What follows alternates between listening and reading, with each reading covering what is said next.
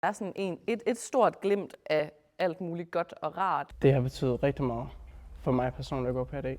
Jeg fandt mig bare til rette i mig selv. Det at være elev på ADE, det er 100% en rejse ind i dig selv.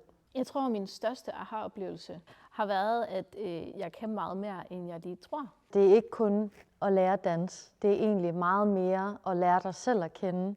Der er så mange ting på spil, udover at du skal danse godt. Alt det, jeg har succes med nu, med at have mit eget, med at optræde, med at lave videoprojekter, med at selv at få ja. Det er kun fordi, at jeg har haft grundsten fra ADE til alle de her værktøjer, som jeg nu kan bruge. Jeg husker det bare som sådan meget hjertevarm.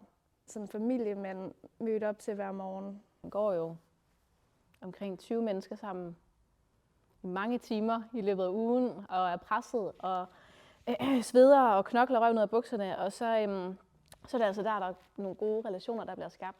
Ja, jeg har fået nogle gode venner, jeg går her. Hvis det er professionelle, de vil os.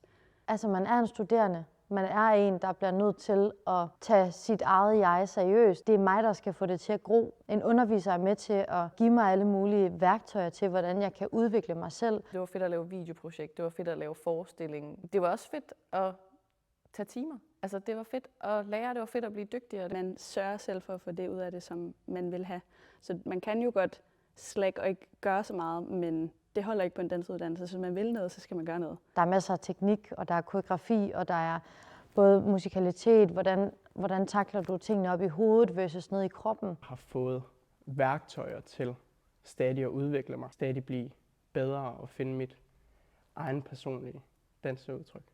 Man skal søge ind på ADE, fordi man har lyst til at finde sig selv i sin dans. Det har bare betydet sindssygt meget for mig, og været sådan helt sådan, faktisk nærmest livsændrende. Jeg ved efter mine 2 år på ADE meget mere, hvem jeg er. Ikke kun som bevæger og danser, men også sådan som menneske. Det, jeg faktisk havde gået og drømt om, var muligt. Og haft mulighed for at udvikle mig selv, både som danser og som menneske. Det, der sådan står stærkest for mig, er nok bare sådan minderne om at være på uddannelsen, altså hverdagen. Jeg elsker at arbejde med dans og gør det nu. Jeg synes, det er fantastisk, at jeg har fået den mulighed. Selvom jeg mest af hiphop-danser, så har jeg fået sindssygt meget ud af det moderne og det tekniske. Og det er også det, jeg har været allermest frustreret over, men det har givet mig faktisk mest inspiration. Det var fantastisk for mig at være elev på ADE. Når jeg sådan tænker på, hvordan Sofie før ADE var kontra Sofie efter ADE, så synes jeg, at der er kæmpe forskel. Sådan en helhedsoplevelse at gå på uddannelsen. Det er ikke kun Stine som danser, der går på uddannelsen. Det er også Stine som menneske.